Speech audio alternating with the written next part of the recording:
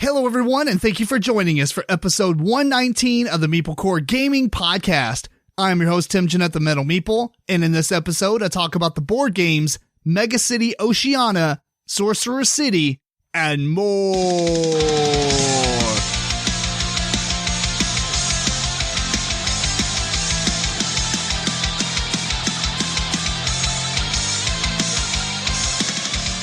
That is right, people. I am back again by myself, which is totally fine. Like I said last episode, George is working on his novel book thing that he's translating into sign language.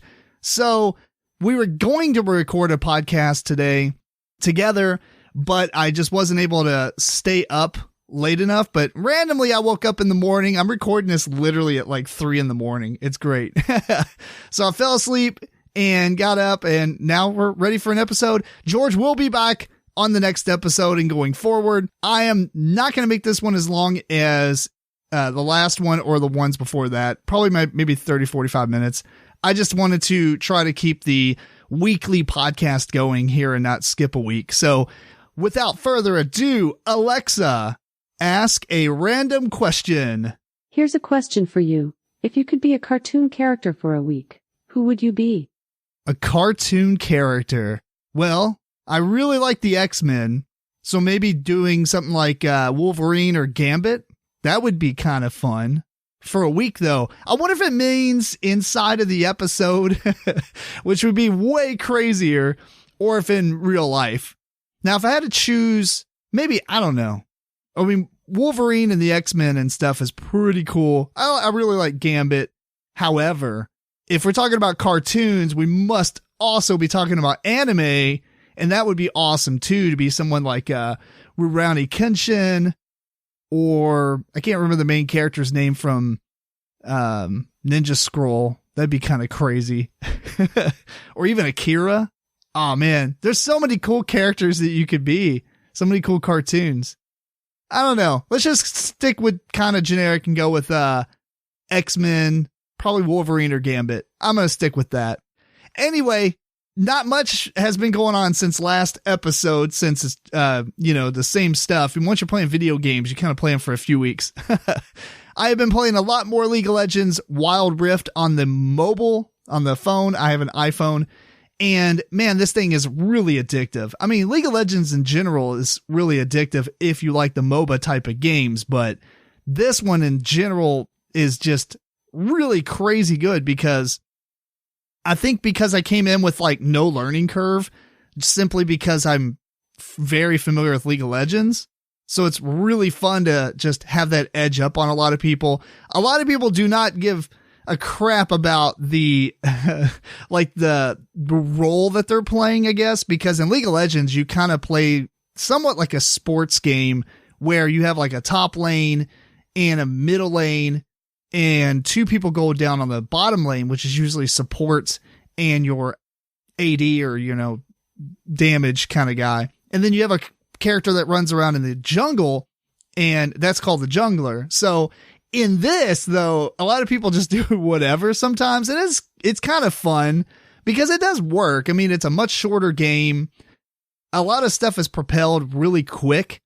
So I don't know in the competitive atmosphere if this is gonna last, as far as like people just randomly doing stuff, or if they have to stick to the traditional League of Legends kind of like setup as far as your roles on the team. But it is really fun, and it's much easier to get into if you've never played League. So I highly recommend it just to try it out. I've also been playing a ton of Outriders with Eric. I don't know, maybe like 25 hours worth since the demo.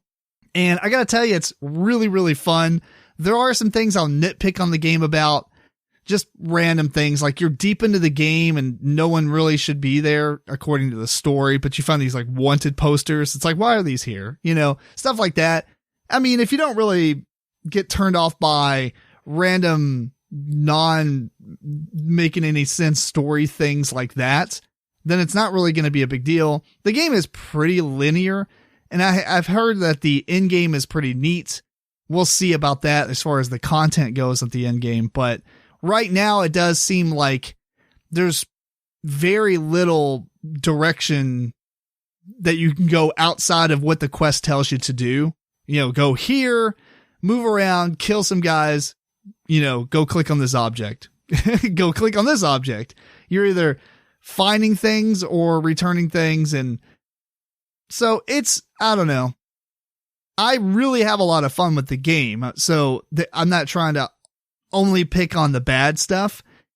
It's just worth mentioning, I guess. So if that type of thing bothers you, then this isn't going to be, you know, a very fun game. But if you like the looter shooter genre, I think this one is very, very well done in that regard, especially with the loot, because what's neat is it's not necessarily about finding specific weapons like legendaries, like in Destiny 2, where the legendaries have a specific like intrinsic power to it that none of the other guns in the game have.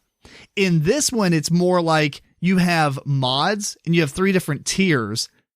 And then tier 1 and tier 2, you're going to find on most gear, but tier 3 mods, you only find on legendaries.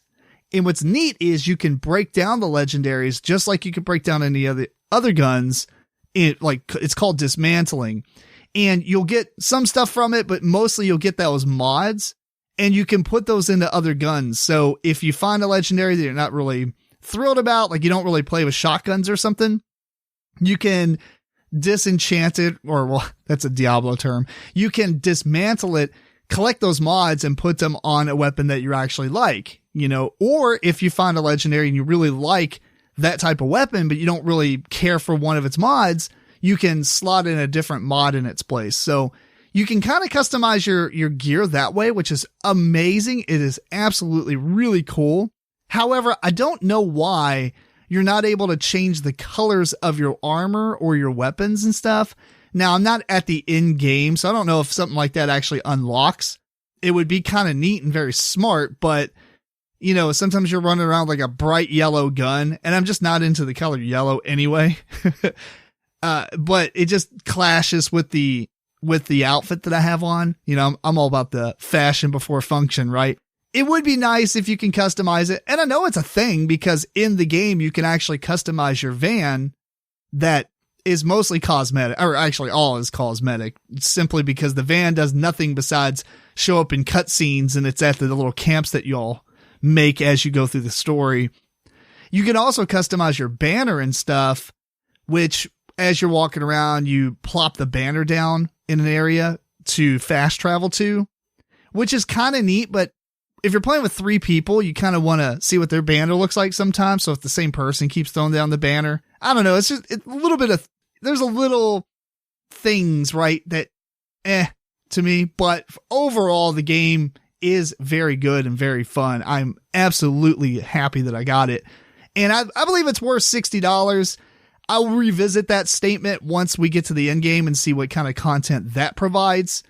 The only other thing I'll say is that some of the game is, this was a criticism of the Division where everything's like a bullet sponge. So you're just shooting the same thing 4 million times and eventually it dies. There's a little bit of that.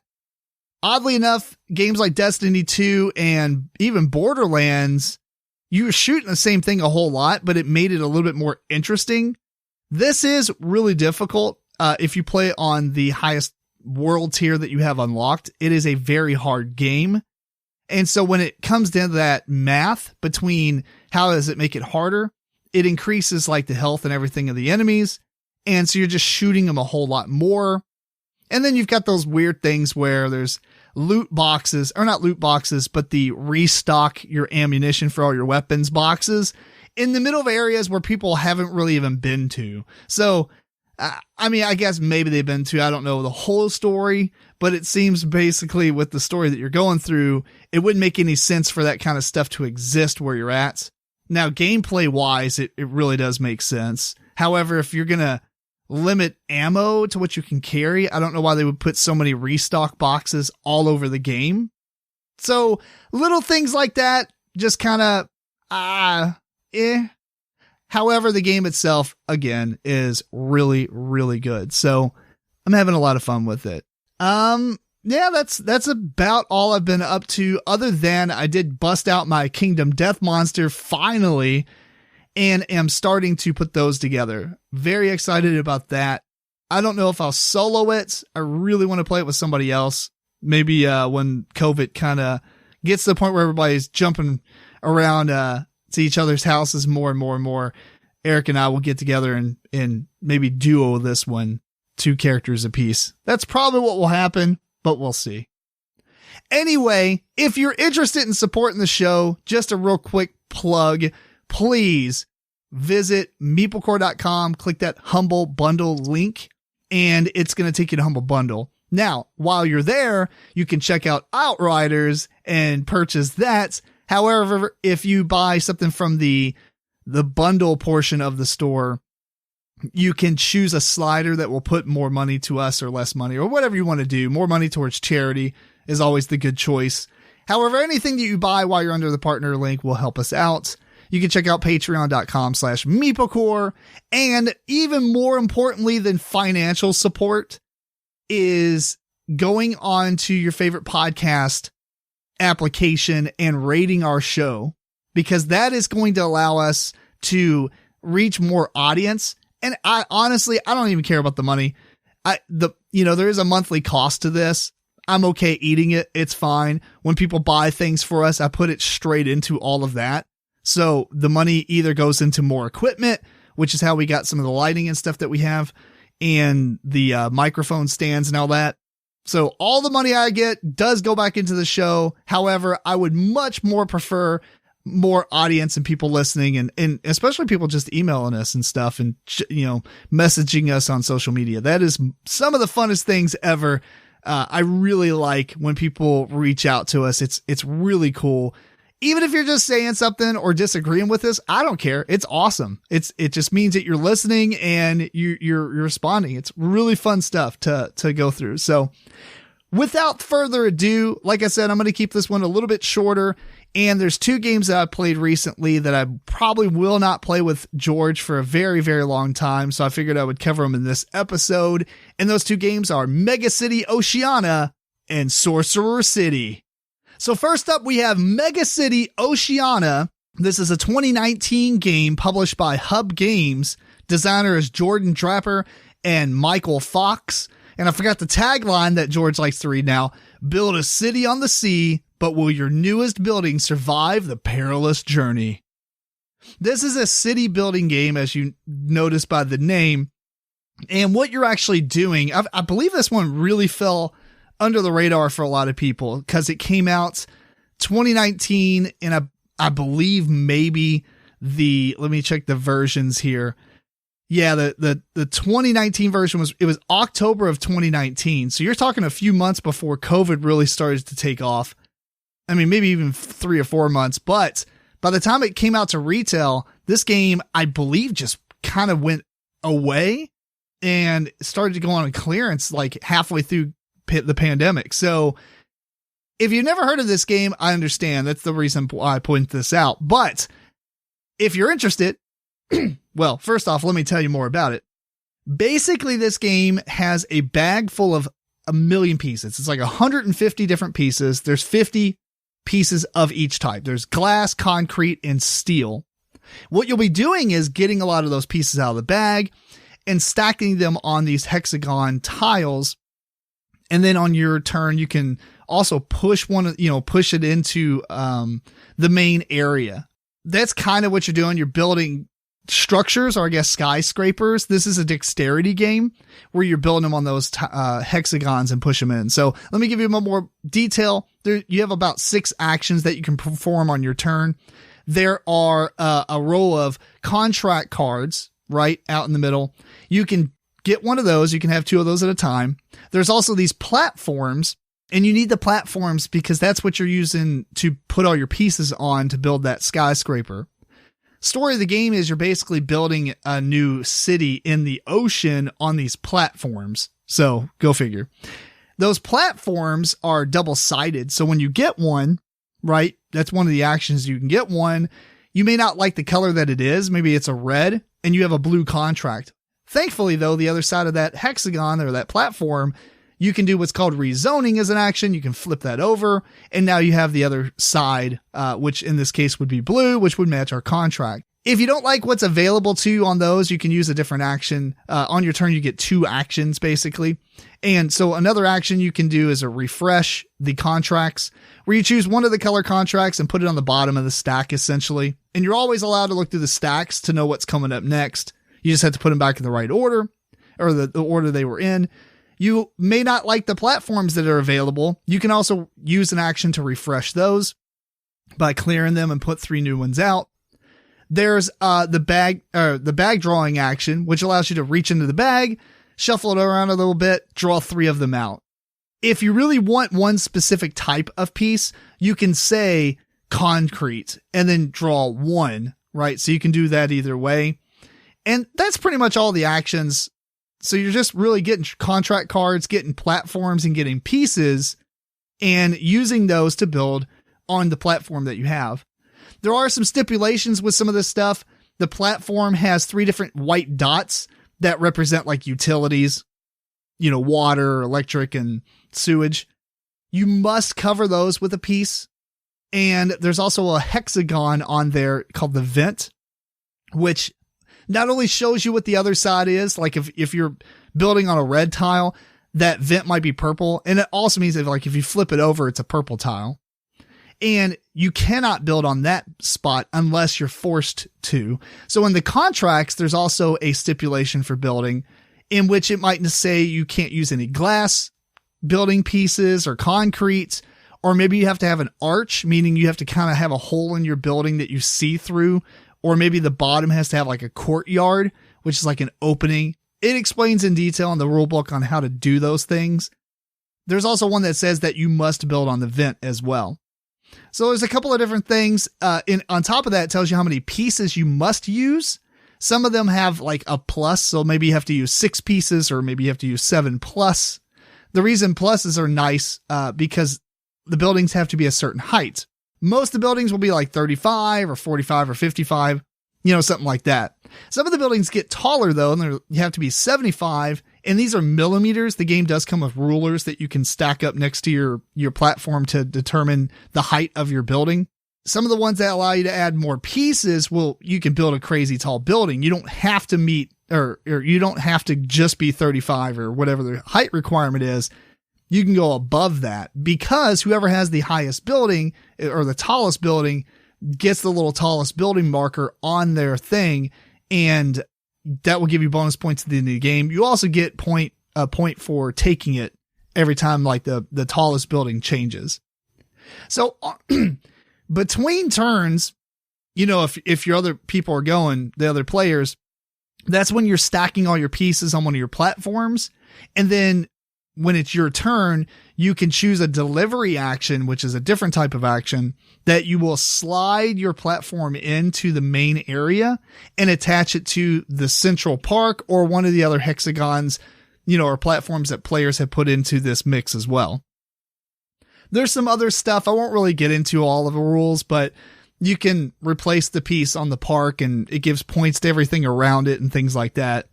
Either way, when all the contracts have been taken, the standard contracts, 4 new ones come out, 1 of each color. And these are landmark contracts. These are much harder to build, and you can only have 1 of those, and you must have all your standard contracts built, like meaning you don't have any active and waiting to be built. Whenever somebody finishes the last standard contract, everybody gets 1 more turn, the game ends. So the landmarks aren't really the mark of the end of the game, but they are kind of like available at the end. When this happens, everybody takes their final turn. You count up all your points. There are some awards that happen at the end. You get the awards for having the most of each color building. You get a diversity award if you have at least 1 of each color building. And whoever has the tallest building gets 3 points. So that's pretty much the game. It is not a long rule book. It's like a trifold. And I will say this game was a lot of fun. It was very surprising to me that it only was about an hour and 15 minutes, excluding teach time, right? Actual play time was about an hour and 15, which is excellent for this type of game. And I think some of the reason is because there's no downtime. As you're playing, you're building, if it's your turn, you're doing your 2 actions. If it's not your turn, you're building your structure in front of you and testing it out, like pushing it a few inches to see if it's going to fall or not, and then redesigning it. It's such a really cool and neat dexterity game and a building game, or a city building game. There's just like a lot of cool stuff going on here. And the fact that you have this beautiful structure in the middle of all the players' buildings, it makes this kind of like art piece that you really want to take pictures of. So really cool there. The game has a lot of replayability, I believe, because depending on the player count, you flip out so many contracts, and you're not playing with all the contracts, and all the contracts are different, right? They all require different things, different height, different amount of pieces. You also have, I guess that's the most thing that's going to make the game replayable, is just because you're not going to always see the same contracts. And it's not like you always have, in a 4-player game, there's 16 contracts, and it's not like there's always 4 of each color. You flip them out until there's at least 2 of each color, right? And there could be 5 of one or 6 of one, as long as each color has 2 present, which changes what's going on in the game, because if you want a diversity award, then you really have to beat other people to the punch on one of each of the colors. Or do you, like, say if there's one, there's a low amount of all of them except for one, do you really hammer that out? Because then you're competing against the other players for having the most of that color building at the end of the game. Really, really cool stuff. And the fact that the game is so short, and it's not like a game that is short where you think, oh man, the game's gonna, was over too soon, things like that. The game is long enough to where I felt like I was playing it for like 2 hours, but it was only like an hour. And that's actually good news, because it means I got a lot of stuff going on. I didn't feel like the game was dragging on, is what I'm not saying, right? What I'm saying is I felt like I got a lot of gameplay in for that small period of time. Building it is really a challenge. You wouldn't expect the pieces to be that difficult, but they are kind of difficult. You can't just stand them up. You really have to build a structure where, 2 things are standing up and you put a platform across them to make them stable. There are some thicker pieces that you can get to kind of like edge out the tallest building award on the top. You have a player cube that you have to put on there. And for the most part, you can't use it as a building piece, but it does count for the height. So you can put it on the very top, and it's kind of neat to steal the tallest building using that. The game's point system is pretty neat. Everything is in a very small point amounts. You're going to probably have under 40 points at the end of the game. So the buildings are like 3 to 5 points, and everything you do here and there will give you 1 point, 2 points. So it's very competitive, simply because you kind of know what everybody's score is. You could pretty much calculate every bit of it the whole time. So you can, you can really do some things that would slow the game down, I guess, if you're really trying to beat somebody and pay attention to the scores as they're happening, which I'm always a fan of, like hidden victory points for that reason. But it's not that big of a deal. I think people are too preoccupied with trying to get their stuff to stand up. They're not worried about it. And that's another thing about the game that I thought was really cool, is that even though it has a dexterity element, you're not severely punished when stuff falls over. Like if you're on your turn, you go to deliver and you're pushing the platform in and it does fall, like some pieces fall, you just take it back and you lose your turn essentially. It might sound like a bad thing, like to lose your turn, but the cool thing about that is everybody's turn is only like 10 seconds long. By the time you're trying to build your structure in front of you, it's your turn again. You're like, oh, give me just a second. Hang on. Because I really want to deliver this real quick. There's some wonky things to the game though. Like for instance, when you build your stuff on your platform in front of you, everybody kind of needs to be an equal distance away from the middle platform. Otherwise, some people have a better, an easier time, right? Because once you build your building, you slide that hexagon across the table into the center. So if certain people are farther away than others, that might give them a disadvantage because they have to push the hex longer, and make their stuff more stable so it doesn't fall over, or like there's some weird rule in the rule book that says if somebody bumps the table and the buildings in the middle of the table that had already been built fall over, you just put the pieces out of the game, right? Because they would have been out of the game no matter what. However, if like the tallest building loses its height, then you give the tallest building to the next tallest building, the clear tallest building after the destruction, right? Except they don't get an immediate victory point. However, the weird thing about that is they will still get the 3 victory points at the end of the game if they carry that tallest building award till the end. It's unlikely that they would, but it's just a weird thing that I kind of noticed. And we made some house rules that we just mentally took a note on how tall the tallest building is. It doesn't shift that often once something gets pretty tall. And it's just easy to remember, okay, tallest building is 80. So even if it falls a little bit, that will stay there and you'll just, know that it's 80. So if somebody builds an 85, then clearly they're going to get the tallest building. Either way, I highly recommend this game. This is really, really a nice surprise. I thought I would like this game anyway because it was in my Origins anticipated list of 2019. I just never got around to playing it while we were there because I think they just had a demo and they weren't selling it. So I didn't actually buy the game. And then obviously the pandemic and everything. So now that I have it though, I am incredibly happy that I own it and everybody else was excited to play it. So if you like dexterity and you like building a city and not really being penalized as much for the dexterity element of it, this is something you should check out. I highly recommend Megacity Oceania by Hub Games. And the other game that I'm going to talk about on this episode is Sorcerer City. And this game is published by Druid City Games in 2020. You build and rebuild magical cities under an ever-increasing time pressure. So in this game, it's a tile-laying game, kind of like Carcassonne and stuff. I immediately thought of Mad City. If you've ever heard of the game, I believe it's a Mayfair Games game. We won't get into that, but if you're familiar with it, you'll see the similarities here. Each player is going to have a stack of, 12 tiles or so. They're just going to be like Carcassonne type of tiles, right? I mean, obviously the artwork's different and everything, but if you're familiar with how Carcassonne's tiles latch onto each other, it's very similar. Everybody is going to basically flip over, or one person's going to flip over the timer, which is about 1 minute and 45 seconds, or at least the one that came with my copy is. Once you flip it over, everybody will start flipping the top tile off of their deck of tiles. You shuffle those obviously beforehand and you place it in the middle. Then you flip the next one off.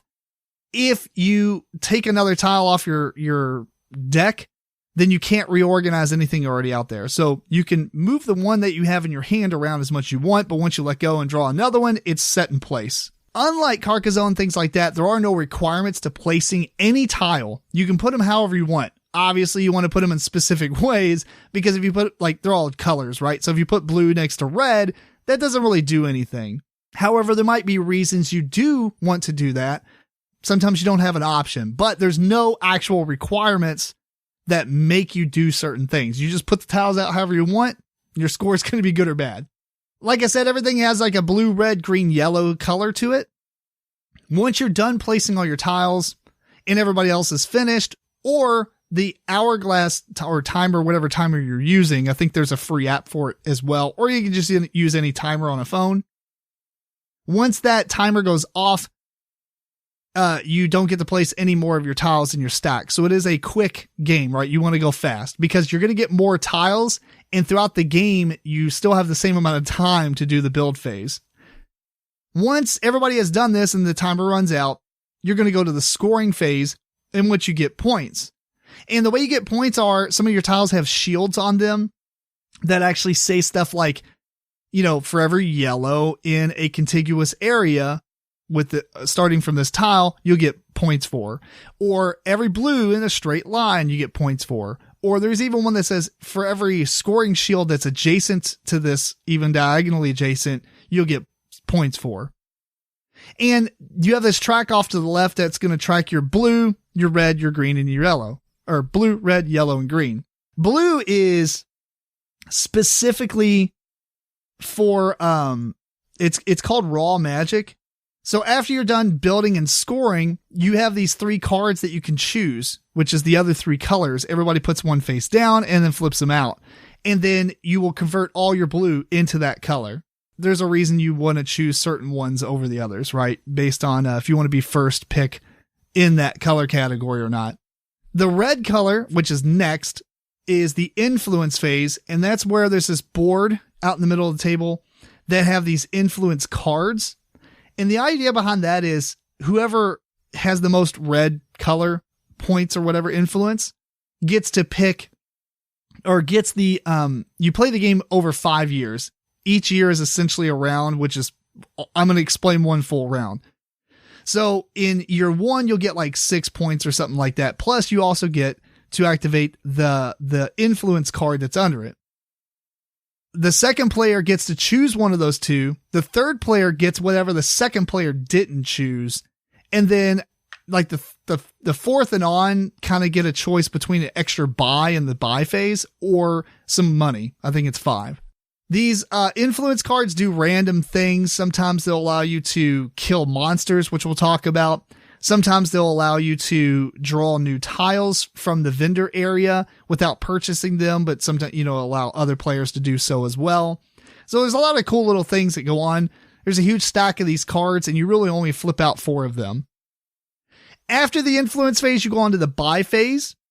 And in order of whoever has the most money, you're going to buy things from these vendors. There's 4 different vendors. Essentially, it's just they get better and better tiles and they cost more.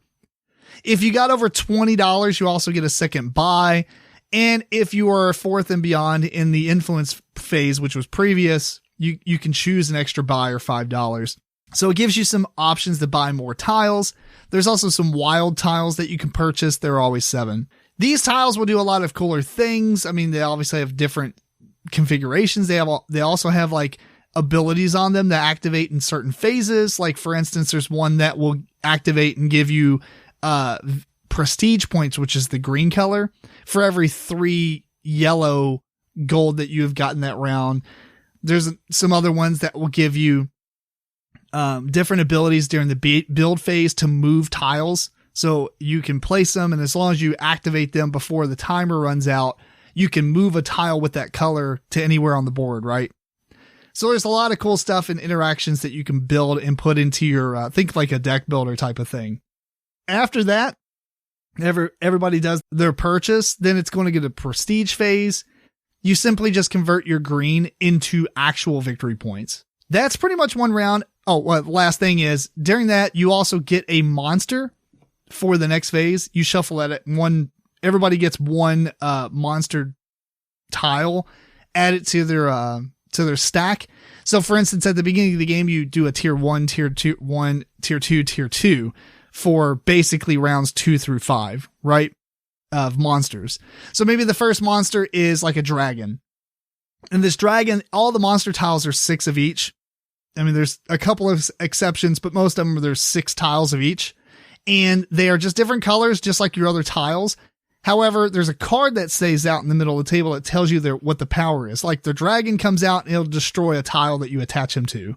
So obviously you don't want to put him next to something. However, you might not have a choice and pull it when you only have good stuff out. Maybe you pull it and he's the first thing and it doesn't do anything. There's all kinds of monsters in this game. I mean, there must be, I don't know the official count, but there must be at least 20 or so. I don't know, maybe 10 or 15, but you only use 4 in each game. So there's a lot of replayability with this stuff here. Anyway, that is one full round. You'll just shuffle your deck up and do all those phases again. And you'll do that 5 times. The last round of the game, the 5th round, is not as long simply because you don't do the buy phase and all that things because there's not another round to use them with after that. So it's a shortened round. So really the game's 4 long rounds and then a really short round.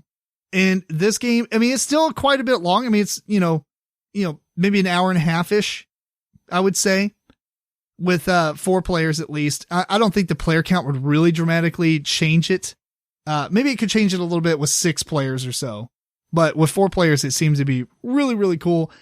And I will say I really, really like this game. I liked everything going on. I like that you don't draw tiles and get in a position where you can't play anything and don't have a good play. I mean, that happens, but it's so fast because it's only 1 minute and 45 seconds, right? When you're flipping the tiles out. And it's just a really cool experience because you can put the tiles wherever you want. There's reasons why you might put them somewhere and kind of quote unquote burn them, put them off to the side because the dragon's coming out or whatever monster's coming out that might influence what happened or maybe destroy something. So you kind of put one out as bait. There's another monster that like destroys a shield card in a row or column that shares that it shares with I think it's called the Chimera. So it's interesting thinking ahead and remembering what's in your stack because you're building this stuff and, maybe you're focusing on a specific color and you need to pay attention to how many of those tiles you have. And if maybe you only have like 6 of those tiles and you've got 5 of them out, but there's a huge stack left, you can kind of be like, whatever, because you don't have to fully complete something for it to count. It's just an area or whatever, or a line. So the building part of it's really, really fun. It is really fast because a minute and 45 seconds is pretty short, especially, compared to the first round when you only have your 12 starting tokens. There are some artifacts that you can add to make each player's deck slightly different, which we did use. You get 2 of those. I highly recommend using those as well. Although it probably is best to know the game at least play it once before you add those, simply because you don't know what the potential is of those tiles until maybe round 2 or 3. And you're like, oh man, I would have played these slightly different. Some of the tiles are pretty obvious, that they're good from the start, but some of them you might need to have a little bit of experience, even if that experience is only playing 1 or 2 rounds or, so those are really fun to add in. I do recommend those. Overall, the game is amazing. If you like tile games like Carcassonne or Mad City or, I guess insert here name of any kind of tile laying game, this is one you should try out because everybody's playing at the same time, but there is some interim where you're doing all that, buying and things like that, where everybody takes like turns, right? So it's not a constant game of real time action. It's got a nice mix of build. Okay. Buy stuff. Build. It's really, really good. I like how much replayability the game does have simply because you have a huge stack of monsters, tier 1 and tier 2. You have a massive stack of influence cards. I mean, there must be 16 influence cards and you only use 4. If I had to guess off the top of my head. Other than that, I mean, there's a ton of vendor tiles and cool specials that they have. The rulebook explains everything in detail. I love the rulebook. There are deeper explanations of all the different scoring things from those tiles, all the different monsters. I mean, the rulebook is well done. It seems like a daunting task when you open it because you're like, man, this game must be pretty deep. But only the first couple of pages are rules, and then past that, it's a bunch of summary of all the different tiles that you'll find and breaking them down. So really good rulebook. The component quality is really good. It comes as a really cool organizer. Although the organizer does kind of annoy me because you can't pull it out of the box. You like leave it in the box and there's no sides to it. It kind of uses the boxes as sides. And it kind of is annoying to put the lid back on. Not the actual box lid, but there's a cleared plastic lid that you slide over top of everything. And the tiles just kind of get in the way. And it's just, I think it could have been done a little bit better, honestly, but it's nice that it's there rather than having to bust out, 35 baggies of stuff every time you play. The artifacts are a cool special power, I guess. If you play games that you like asymmetrical powers where everybody starts off with their own unique ability, it is neat that they're there. Although I do think there is kind of a handicap between some of them. Some of them seem a lot better than the others. And it is absolutely random what you get. Everybody just gets 2 of them, and that's what you have. Now, I suppose you could do some kind of alternate house ruling where you would draft those, maybe.